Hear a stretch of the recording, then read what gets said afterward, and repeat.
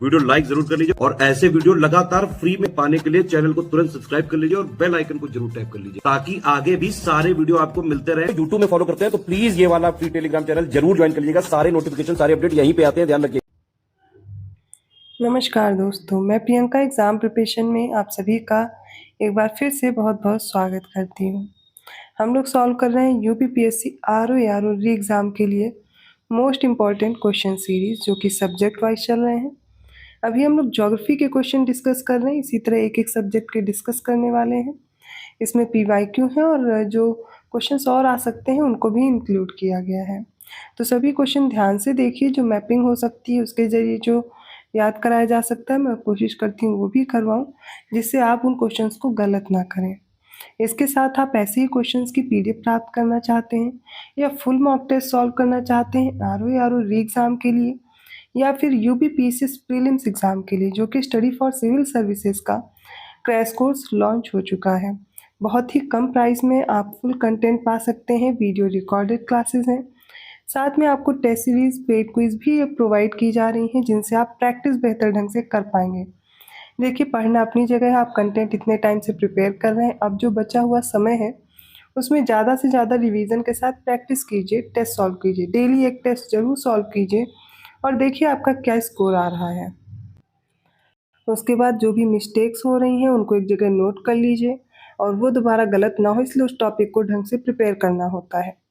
अभी आपका स्कोर कम है या ज़्यादा है, वो कैसे है वो भी आप चेक कीजिए एक बार ढंग से कि आपका कौन सा सब्जेक्ट मजबूत है, किसमें अभी प्रिपरेशन की और बेहतर ढंग से तैयारी करनी है। तो अभी जो वक्त है वो आप इस तरीके से अपने प्रिपरेशन में दे सकते हैं। अलग अलग डाउट्स रहते हैं आपके, क्वेश्चन भी करते हैं, मैं कोशिश करती हूँ आंसर करने की। तो आपके और भी जो प्रिपरेशन को लेकर के डाउट्स हैं आप कमेंट कीजिए, मैं क्लियर करते रहूँगी। वीडियो अच्छा लगता है तो प्लीज़ चैनल को सब्सक्राइब ज़रूर कीजिएगा। आप में से बहुत से लोग हैं जो अभी तक वीडियो देख रहे हैं और क्लासेस देखते हैं पर चैनल को सब्सक्राइब नहीं किया है, ना आप लाइक कर रहे हैं। अगर ज़रा सा भी आपको फ़ायदा मिलता है इन क्लासेस से, तो एक भी क्वेश्चन आपका प्रिपेयर होता है तो प्लीज़ लाइक ज़रूर किया कीजिए और चैनल को सब्सक्राइब कर लीजिए, क्योंकि आप जितना ज़्यादा मुझे सपोर्ट करते हैं मैं और कोशिश करती हूँ उतना ही अच्छा कंटेंट आपको दे पाऊँ। तो ये काफ़ी हेल्पफुल रहता है आपके एग्ज़ाम्स के लिए। आप एग्ज़ाम पिछले जो दिए थे आपने देखा होगा कि कैसे क्वेश्चंस आ रहे हैं और कैसे आपको हेल्प मिल रही है। इसी तरह आपका कोर्स भी डिज़ाइन किया गया है। आप कोर्स परचेज़ करेंगे तो उसमें आप देखेंगे जो लेटेस्ट ट्रेंड और पैटर्न है उसको फॉलो करते हुए ही डिज़ाइन किया गया है। इलाहाबाद हाई कोर्ट की भी वैकेंसी आ रही है, आप उनकी भी प्रिपरेशन ढंग से कर सकते हैं। आरओ एग्ज़ाम, यूपीपीसीएस या फिर बीपीएससी के लिए सभी के लिए कोर्स अवेलेबल है। दिए गए नंबर्स पे आप जानकारी ले सकते हैं या फिर ज्ञान सर कूपन कोड है, आप स्टडी फॉर सिविल सर्विसेज का ऐप डाउनलोड कीजिए और ये कूपन कोड अप्लाई कीजिएगा, साथ में डिस्काउंट भी मिल जाएगा। तो ये इन्फॉर्मेशन रही आपके कोर्स की। चलिए आज के क्वेश्चन स्टार्ट करते हैं। सबसे पहले आप लोग इस क्वेश्चन में करेक्शन कर लें, क्योंकि मैंने दुल्हस्ती बता दिया था और उसके बाद दो जो परियोजनाएं हैं वो गलत हो गई थी, तो उनको एक बार ध्यान से दीजिएगा, क्योंकि दुल्हस्ती चिनाब पर जो ट्रिक बताने में कुछ मिसमैच हो गया था।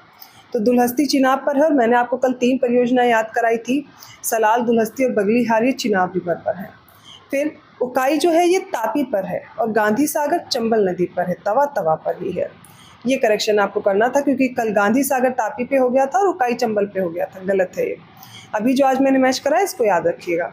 तो दुल्हस्ती है चिनाब पर, ए का 2 हो जाएगा, ठीक है। बी का है 1, बी का क्या है 1 है।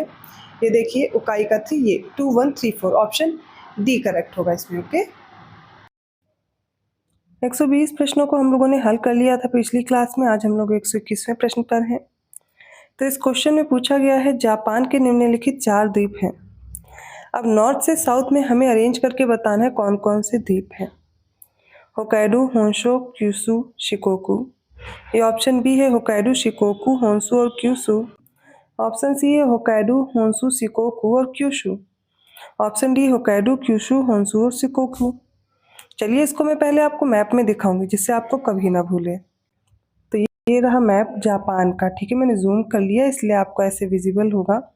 तो जापान का जो सबसे पहला द्वीप है ये है होकाइडो।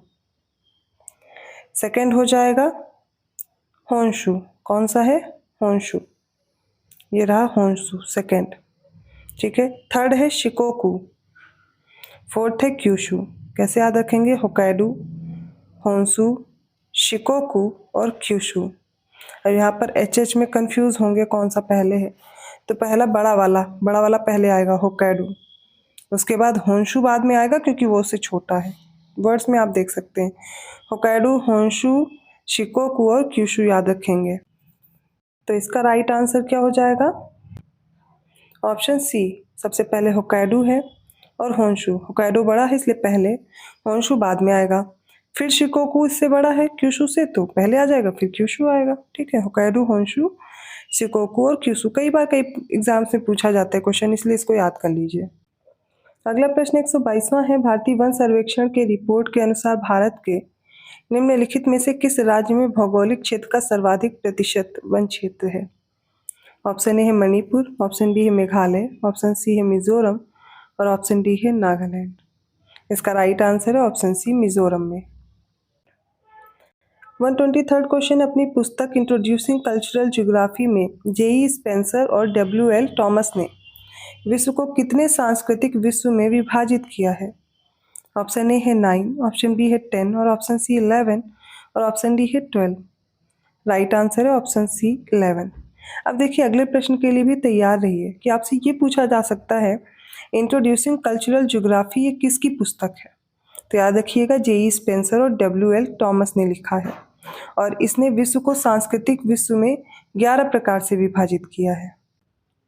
अगले प्रश्न में बताना है कौन सा सही सुमेलित में एक तरफ फसल है दूसरी तरफ उनकी प्रजाति है। क्रॉप और स्पीसीज पूछी गई है। धान की गोविंद, गेहूं की शुष्क सम्राट, अरहर की पारस और मटर की प्रकाश। इसमें जो सही सुमेलित नहीं वो ऑप्शन बी है, गेहूं की शुष्क सम्राट नहीं है, शुष्क सम्राट है चावल की, इसलिए गलत हो जाएगा। बाकी सही है धान की गोविंद, अरहर की पारस, मटर की प्रकाश। नेक्स्ट क्वेश्चन है, यूरोप के लौह उत्पादक देशों में फ्रांस का कौन सा स्थान है? प्रथम, द्वितीय, तृतीय या चतुर्थ? इसका राइट आंसर होगा ऑप्शन बी। यूरोप में लौह उत्पादन में देखा जाए तो फ्रांस दूसरे नंबर पर आता है। 126 क्वेश्चन है, निम्नलिखित में से किस कण का व्यास 0.002 mm से भी कम होता है? मृत्तिका, गाद, फाइन सैंड या फिर नन ऑफ द अबव? इसका राइट आंसर ऑप्शन बी, गाद, सिल्ट का। और मृत्तिका यहाँ पे सॉयल लिखा है, क्ले होगा मृत्तिका, यहाँ पे सॉयल लिखा है इसलिए वजह से हो गया, या फिर कोई ना कोई मिस्टेक है। मृत्तिका अगर सॉयल है तो फिर इसके कण क्या होंगे, बड़े होंगे, इसमें सब मिक्स होगा। गाद का यहाँ पर सबसे कम है इसलिए 0.002 mm है। इससे ज़्यादा, सबसे ज़्यादा किसका होगा, बालू का होता है।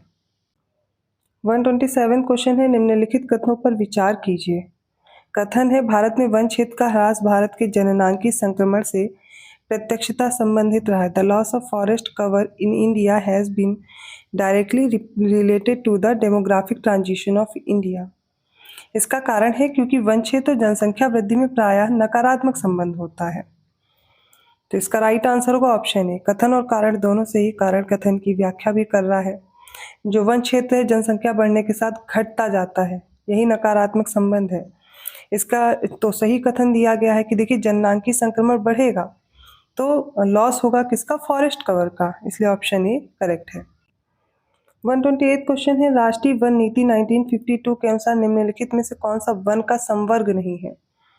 तो कौन से फॉरेस्ट की कैटेगरी में नहीं लिया जा रहा है? राष्ट्रीय वन, राष्ट्रीय पार्क, प्रोटेक्टेड फॉरेस्ट या संरक्षित वन है या फिर ग्राम वन है?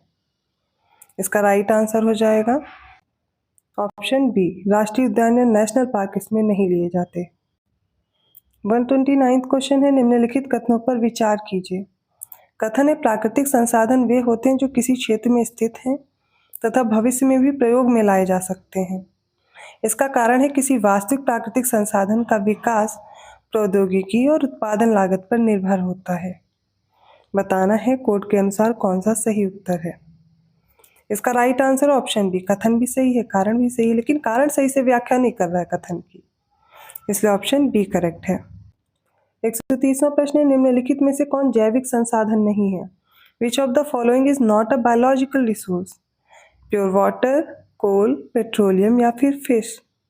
इसमें से बायोलॉजिकल रिसोर्स नहीं है, ऑप्शन ए शुद्ध जल नहीं है, कोयला है, पेट्रोलियम है और मछली है। 131 क्वेश्चन है, स्ट्रेट लाइट होता है। ऑप्शन ए समताप मंडल का सबसे ऊपरी बैंड, ऑप्शन बी समताप मंडल का सबसे निचला बैंड, ऑप्शन सी अधिक ऊंचाई पर समताप मंडल में स्थापित वायुपोत है और ऑप्शन डी है शनि का प्राकृतिक उपग्रह है। इसका राइट आंसर हो जाएगा ऑप्शन सी, अधिक ऊंचाई पर समताप मंडल में स्थापित वायुपोत स्ट्रेटोलाइट कहलाता है। High altitude airships positioned in the stratosphere. अगला प्रश्न है 132वां, नीली झील नील ब्लू नाइल जिसे बोलते हैं, ये नदी निम्नलिखित में से किस झील से निकलती है? क्योंकि नील नदी का उद्गम जो है वो दो नदियों के संगम से नील नदी कहलाती है। अब जो ब्लू नाइल है इसमें पूछा गया उसका उद्गम क्या है? लेक विक्टोरिया, लेक टाना, एडवर्ड झील या फिर एल्बर्ट झील। इसका राइट आंसर हो जाएगा ऑप्शन बी, लेक टाना से निकलती है ब्लू नाइल। एक बार मैप में देख करके समझ लीजिए। आई होप आपको ये मैप विजिबल होगा। तो सबसे पहले एक आपको लेक दिख रही है यहाँ पर, लेक विक्टोरिया, ठीक है। कौन सी? ये रही लेक विक्टोरिया। दूसरी यहाँ पर है लेक टाना, ठीक है। तो लेक टाना आपको दिख जाएगी। अब लेक टाना से निकलती कौन सी? Blue Nile, okay. ये रही ब्लू नाइल, यहाँ से निकलेगी। और लेक विक्टोरिया से निकलती है वाइट नाइल, ठीक है। ये आगे जब आकर के आपस में मिल जाती तब इनको बोलते हैं नाइल रिवर। खार्तूम के पास ये आपस में मिलती, फिर आगे बढ़ करके ये अपना डेल्टा बनाती हैं। इसके अलावा भी कुछ लेक्स हैं, एक साथ आप अफ्रीका की लेक्स देख सकते हैं। जैसे कि सबसे पहले इनको अगर क्रोनोलॉजिकल ऑर्डर में लगाने को आएगा तो आप सबसे पहले देखेंगे यहाँ पर, जो नीचे से हम दक्षिण की ओर ऊपर से बढ़ रहे हैं, तो न्यासा है, लेक न्यासा है, लेक तंगानिका है, लेक विक्टोरिया है, लेक एल्बर्ट है। फिर ये यहाँ पर हमने पढ़ा लेक टाना, ठीक है। इनको याद रखिएगा। इसके अलावा रिवर्स भी आप देख सकते हैं इसकी, अफ्रीका कॉन्टिनेंट की। तो सबसे पहले यहाँ पर ये इंपॉर्टेंट है रिवर, ये जो लिम्पोपो रिवर और ऑरेंज रिवर दिख रही है, इसमें से जो लिम्पोपो रिवर है ये ड्रेन कहाँ करती है अपना वाटर? इंडियन ओशन में। ये मकर रेखा को 2 बार पास करती है, याद रखिएगा। एक ये साउथ जो अफ्रीका है उसमें ऑरेंज रिवर भी फ्लो होती है, ये अपना वाटर कहाँ ड्रेन करेगी? तो अटलांटिक ओशन में। नेक्स्ट है जाम्बेजी रिवर, ये अपना वाटर कहाँ ड्रेन कर रही है? इंडियन ओशन में। कॉन्गो ये देख रहे हैं इक्वेटोरियल लाइन है, इसमें 2 बार पास होती है कॉन्गो, इसी को रिवर जायरे भी बोलते हैं। और ये अटलांटिक ओशन में अपना वाटर ड्रेन करती है। नेक्स्ट आपको ये दिख रही होगी नाइजर रिवर, ये दिख रही है ना नाइजर, ये भी अपना वाटर अटलांटिक ओशन में ड्रेन करती है। तो कुछ इंपॉर्टेंट रिवर्स है। और जो अफ्रीका की सबसे लंबी या विश्व की सबसे लंबी नदी है वो नील है, नील नदी है, नाइल रिवर। उसके बारे में भी मैंने बताया। वाइट नाइल निकलती है लेक विक्टोरिया से और ब्लू नाइल निकलती है लेक टाना से, जो आगे मिल करके नाइल रिवर कहलाती है। 133 क्वेश्चन है। देखिए आजकल ऐसे क्वेश्चन बहुत पूछे जाते हैं। निम्नलिखित सागरों का पश्चिम से पूर्व की ओर सही क्रम लगाना है। The correct order of the following seas from west to east. West to east का मतलब ऐसे बढ़ना है हमें आगे। तो पहला ऑप्शन है ब्लैक सी, मेडिटेरेनियन सी, कैस्पियन सी और अरेबियन सी। तो सारे ऑप्शन इन्हीं के ही हैं। आप बताएंगे सबसे पहले कौन सा होगा, सबसे पश्चिम में और सबसे पूर्व में कौन सा होगा। तो इसका राइट आंसर देखते हैं। सबसे पहले मेडिटेरेनियन सी होगा, उसके बाद ब्लैक सी, थर्ड होगा कैस्पियन सी और सबसे लास्ट में होगा अरब सागर। राइट आंसर क्या होगा? Option C. एक बार मैप में देखिए। अब इस मैप में अगर हम लोग देखते हैं तो सबसे पहले आपको ये ओशन देखने को मिलेगा मेडिटेरेनियन सी, इसके बाद ये रहा ब्लैक सी, नेक्स्ट है कैस्पियन सी और ये रहा अरेबियन सी। तो सबसे पहले मेडिटेरेनियन, ब्लैक सी, कैस्पियन सी, अरेबियन सी। ज़्यादा से ज़्यादा अगर आप मैप में ये सब चीज़ें देखेंगे तो आपको कभी नहीं भूलेगा, ठीक है। तो मैपिंग पे फोकस ज़्यादा कीजिए। नेक्स्ट क्वेश्चन है सूची 1 को सूची 2 से सुमेलित करिए। एक तरफ नदियाँ हैं, दूसरी तरफ वो किस में अपना जल ड्रेन करती हैं, वाटर अपना ड्रेन करती हैं या फिर किस में प्रवाहित होती हैं। लीना है, आमूर है, टिग्रिस है और माही है। और फारस की खाड़ी, आर्कटिक सागर, अरब सागर और प्रशांत महासागर दिया गया है। चलिए एक एक करके देखते हैं। कोई एक भी लर्न है तो भी कोशिश किया कीजिए। इसमें अगर मैं माही रिवर की बात करूं तो अपना जल कहाँ गिराती है? अरब सागर। इतना तो सबको याद होगा। तो डी का 3 कहाँ है? आप इंडिया में रहते हो, जो इंडियन रिवर्स है वो आपको याद होनी चाहिए। माही रिवर अरब सागर में अपना जल गिराएगी। तो डी का 3 केवल एक ही ऑप्शन में है, वो ऑप्शन ए है। करेक्ट हो गया ना, मिल गया आंसर। लीना आप कहाँ पे अपना जल गिराएगी? आर्कटिक सागर। आमूर पैसिफिक ओशन में। टिग्रिस बचा क्या? फारस की खाड़ी। राइट आंसर ऑप्शन ए हो जाएगा। 135 क्वेश्चन है, करीबा बांध कहाँ पर निर्मित है? काफ्यू नदी पर, जाम्बेजी नदी पर, चाम्बेसी नदी पर या फिर काबोम्पो नदी पर। राइट आंसर होगा करीबा बांध है जाम्बेजी नदी पर। ऑप्शन बी करेक्ट है, ठीक है, जाम्बेजी। तो आज के इंपॉर्टेंट क्वेश्चंस हो गए जो ज्योग्राफी के हम लोग डिस्कस कर रहे हैं। कुछ में मैं मैप दिखा रही हूँ क्योंकि आगे क्वेश्चंस और भी बढ़ते जाएंगे तो मैं एक एक करके और भी मैप दिखा कर आपको चीज़ें लर्न कराती रहूँगी। अगर वीडियो अच्छा लगा तो प्लीज़ लाइक करना मत भूलिए, चैनल को सब्सक्राइब कीजिए और लोगों को शेयर करते रहिए। पेड कोर्स में इंटरेस्टेड हैं, दिए गए नंबर्स पे कॉल या मैसेज करके जानकारी ले सकते हैं। देखिए यहाँ पर मैं कुछ ही समय में आपको कुछ क्वेश्चंस कराती हूँ, लेकिन आप फुल मॉक टेस्ट ज़रूर सॉल्व कीजिए, टेस्ट सीरीज़ ज़रूर लीजिए, क्योंकि आप फुल डे एक जब मतलब पूरे दिन में अगर एक भी मॉक टेस्ट सॉल्व करते हैं तो उसमें आप पूरी एनालिसिस कर पाएंगे कि आप कितने मार्क्स लाए हैं, कितने क्वेश्चन करेक्ट हैं, कितने इनकरेक्ट हैं, क्या प्रॉब्लम आ रही है। ये सारी चीज़ें आपकी कवर हो जाएंगी और कैसे मार्क्स आप ला पा रहे हो। तो आगे जब पेपर आएगा तो पेपर के टाइम आप आसानी से समझ पाओगे कि आपके कितने मार्क्स आए हैं। ज़रूरी है आप टेस्ट सीरीज सॉल्व कीजिए या पेड क्विज ले सकते हैं। तो अपने जो कोर्सेज हैं वो भी देख सकते हैं। गूगल प्ले स्टोर से स्टडी फॉर सिविल सर्विसेज का ऐप डाउनलोड कर लीजिए, आपको उसमें जानकारी मिल जाएगी। अदरवाइज डिस्क्रिप्शन बॉक्स में भी नंबर है और ये सामने भी दिख रहे हैं, आप इन पर कॉन्टैक्ट करके जानकारी ले सकते हैं। अभी तक अगर आप चैनल को विजिट कर चुके हैं, ज़रा सा भी आपको फ़ायदा हो रहा है तो चैनल को सब्सक्राइब भी कर लीजिए और लोगों को शेयर कीजिए। मैं मिलती हूँ अगली क्लास में, तब तक के लिए धन्यवाद।